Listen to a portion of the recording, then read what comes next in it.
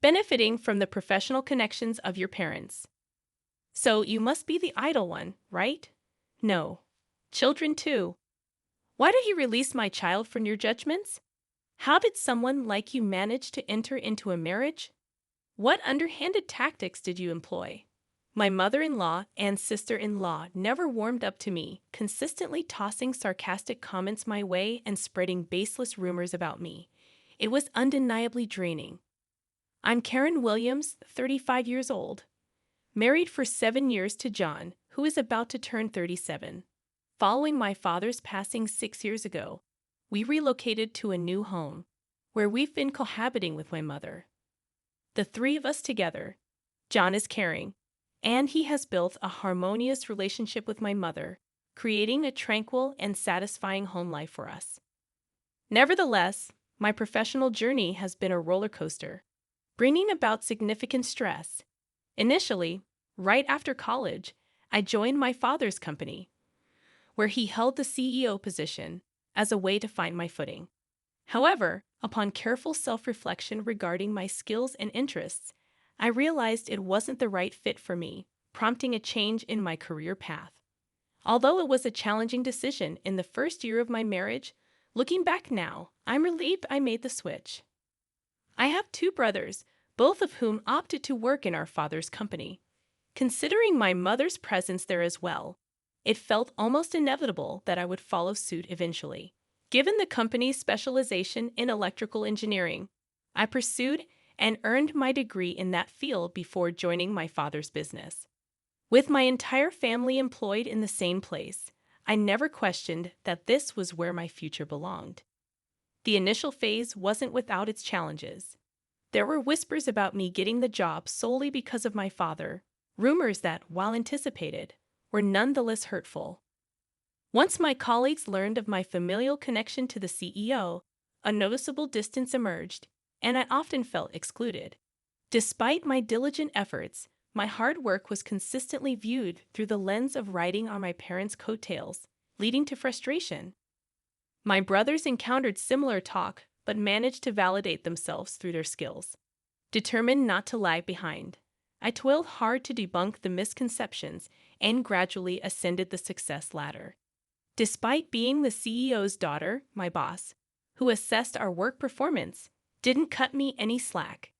In fact, it felt like he held me to an even higher standard than the average employee. This made it clear that my promotions were solely a result of my efforts, a recognition that brought me great satisfaction. However, the joy of this achievement was marred by allegations of favoritism, leaving me disheartened. No matter my accomplishments, they were consistently perceived as mere byproducts of riding on my parents' coattails, a source of deep frustration.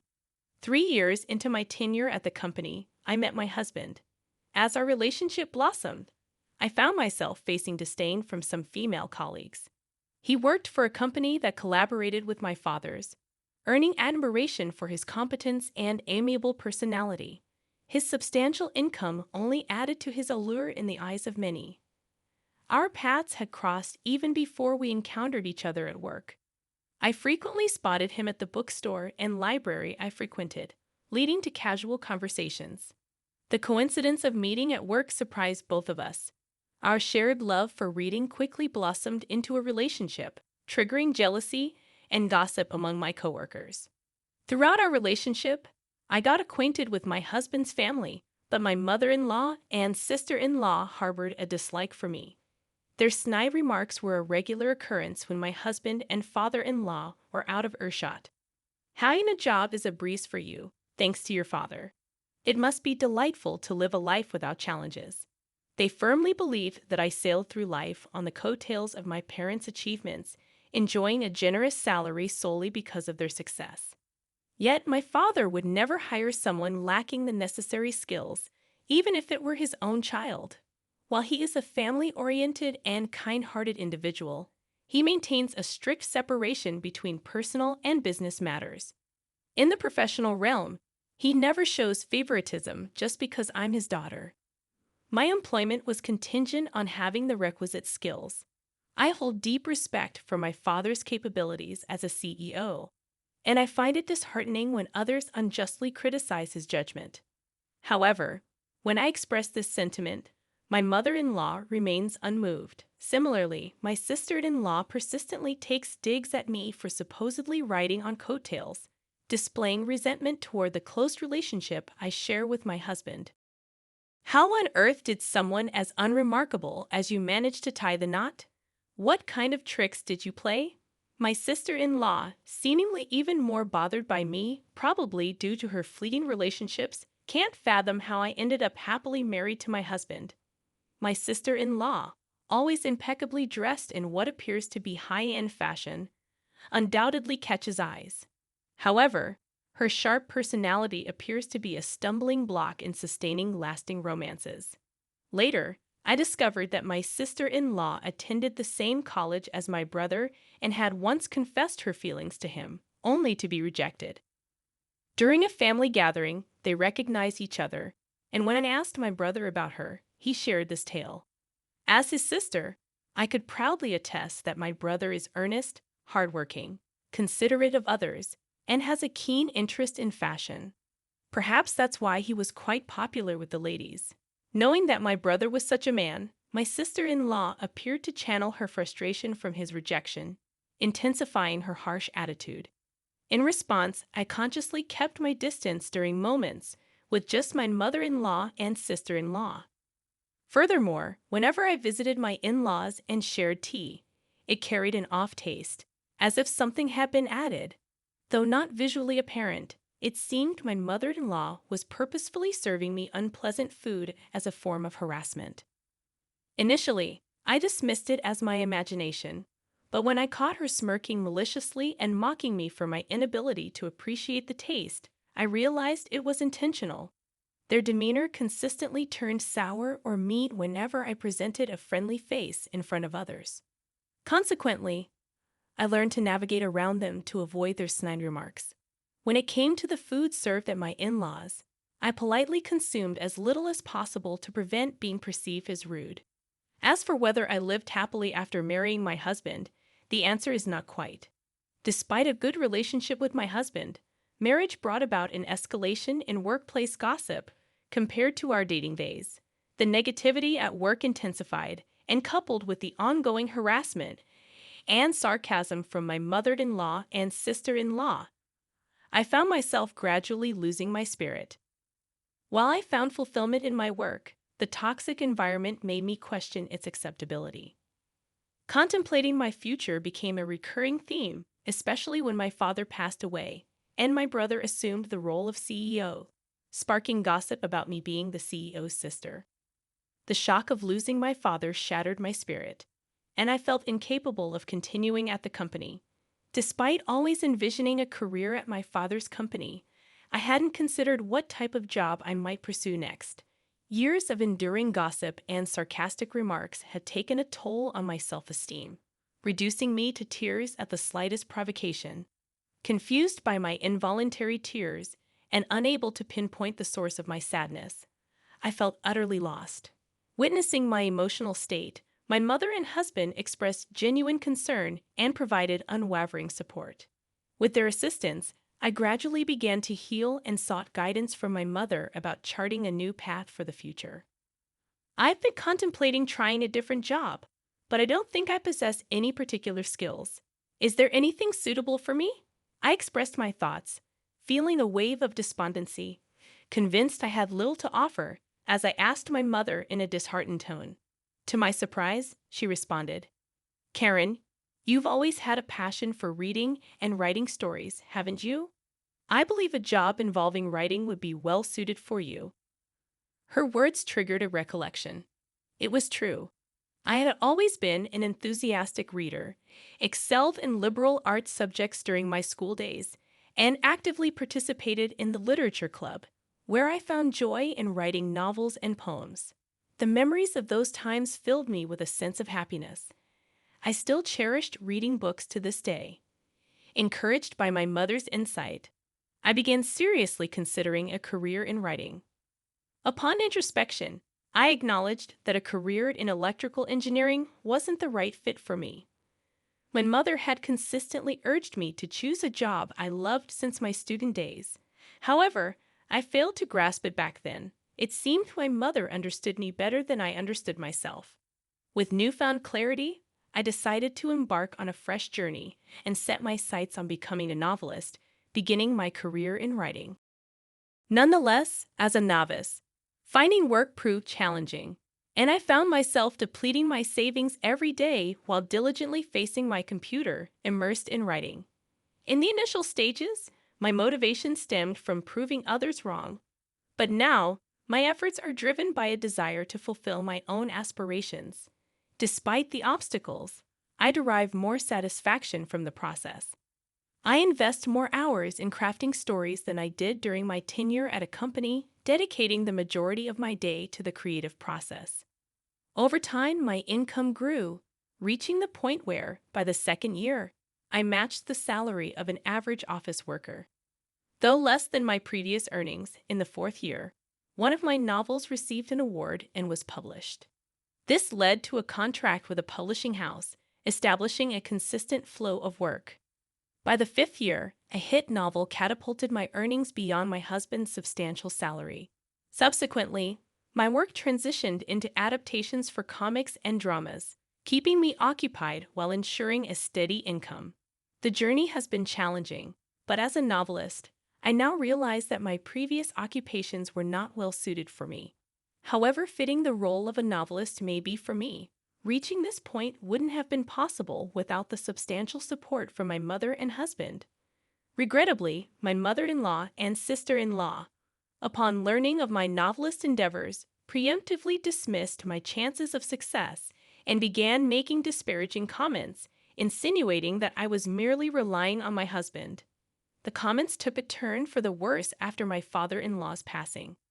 Since I predominantly write from home, they took to labeling me as a nerd. Their jealousy intensified due to our residence in a high-rise luxury condo, making their remarks even more spiteful. "You're just idling at home, living off your husband's earnings, aren't you? Must be nice. Life's easy when you don't have to work for it." They presume my husband is solely responsible for our condo purchase and covers all our living expenses. Their conviction that I don't contribute financially is especially pronounced, particularly since I made a career switch to become a novelist. The condo, in reality, was an inheritance from my father, so my husband played no role in acquiring it.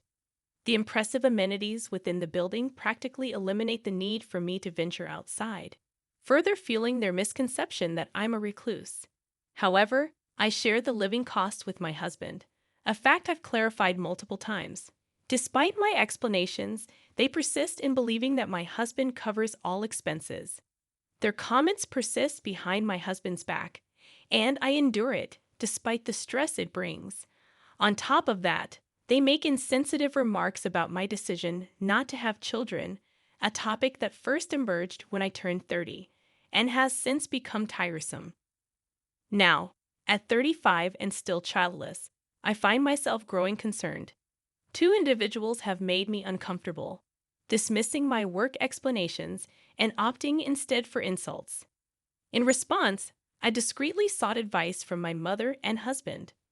During my time at the company, I refrained from seeking advice until I reached a breaking point. Learning from that experience, I made a conscious effort to communicate early on, particularly with my mother. Since the two individuals in question are part of my husband's family and maintain a facade of decency in front of him, I chose to convey things to him in the gentlest terms possible. "You don't need to handle those two. I'll take care of any meetings or communications with them." He was well aware of the challenging period I was going through. Recognizing my emotional instability due to backbiting, he made an effort to minimize my interactions with them, ensuring I didn't have to face them more than necessary. Thanks to him, the instances of enduring their snide remarks diminished. Yet there were moments when their malice still affected me. Nevertheless, the knowledge that I had allies in my mother and husband swiftly aided in my recovery. Regarding the matter of not being able to have children, my mother, who had me at an older age, reassured me that there was no rush. "It's simply not the right time yet. I had you later in my life, so there's no need to worry. don't you think? I won't stress about it too much, and I'll patiently wait. Conversations with my mother, considering my current workload and the negativity from those two, led me to believe that I couldn't afford to have children at the moment. Despite feeling a sense of urgency, I decided to minimize my concerns as much as possible. Though I continued to endure snide remarks from the two of them, my mental state was more stable than when I was employed at the company. The house my father bequeathed us was well designed and well located, providing a peaceful abode where I lived harmoniously with my mother and husband, experiencing genuine happiness. Additionally, the shared facilities offered gym equipment and a workspace, allowing me to exercise and take breaks during work, facilitating a smoother daily routine. However, one day, my energetically working mother suddenly collapsed and succumbed to a stroke. She had gone to work as usual, and I had bid her farewell with a smile. Without any chronic illnesses, I had presumed she would live much longer, making the news of her passing all the more shocking. Upon reaching the hospital, I gazed at her peaceful face, resembling someone who had just fallen asleep, with a sense of disbelief. Though it felt unreal as I organized her funeral, my emotions gradually settled, and I mourned quietly. I can't believe she's gone so suddenly. She was fine just this morning. My husband, familiar with my mother's lively morning routines, shared my disbelief and cried. Having a close and enduring relationship with her, he mourned alongside me.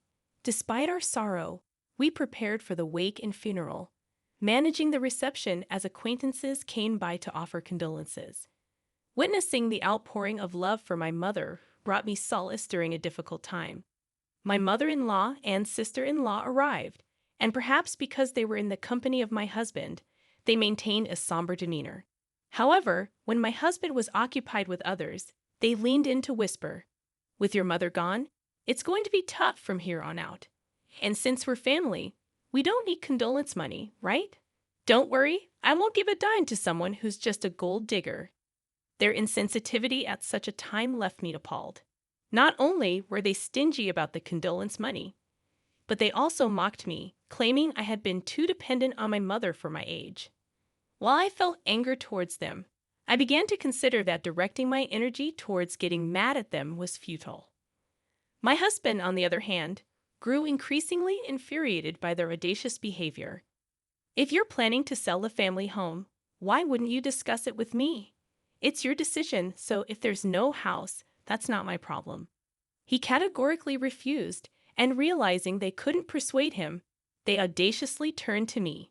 "Hey, Karen, could you please talk to John about letting us stay? We won't ask you to leave, and it's fine if you live with us. If things remain as they are, we're out of options. Please convince him." After enduring their ridicule, their arrogance seemed insurmountable. It's my house, under my name, yet they carried themselves with an air of entitlement. Although I've always rejected the idea, the thought of living with them filled me with dread. Before I could sarcastically refuse, my husband erupted in anger again. "Enough is enough. After all the nonsense you've put Karen through, you've got some nerve. Just stop asking for a share of the home sale money and go back where you came from. I don't even want to see you two anymore." With that, he unambiguously declared dissoundment. Despite their persistent attempts to latch onto my husband, we chose to ignore them. Settling the bill at the restaurant, we promptly departed. Nevertheless, they shamelessly showed up at our upscale condo on occasion, unrepentant. After explaining the situation to the building manager, they were warned. The manager made it clear that if they continued causing a disturbance, the police would be called. Undeterred, they still loitered around the front door, pressuring my husband to let them move in or provide financial assistance. When my husband, reaching his limit, threatened to involve the police, they finally ceased their visits. It seemed he was serious about severing ties, taking legal steps to disown them. However, their persistence took a new form as they inundated our phones with messages and emails, pleading to live with us and requesting money. The constant harassment reached a breaking point, prompting me to immediately block their numbers. It turned out their family home was difficult to sell for a substantial amount due to its age and inconvenient location. Counting on my husband without any savings of their own, they resorted to selling whatever they could and moved into a cheap, run-down apartment. Struggling to find stable employment, they now scrape by with multiple part-time gigs, leading a busy but challenging life. As for me, a wave of good news arrived once the relentless messages ceased. The joy of pregnancy lifted the worry I had about not being able to have kids. With this happy news, I finally felt a glimmer of hope after a prolonged period of difficulty. Determined to be the kind of mother my child can always feel safe with, akin to my own mother, I eagerly anticipate the arrival of my baby while continuing to dedicate myself to my work.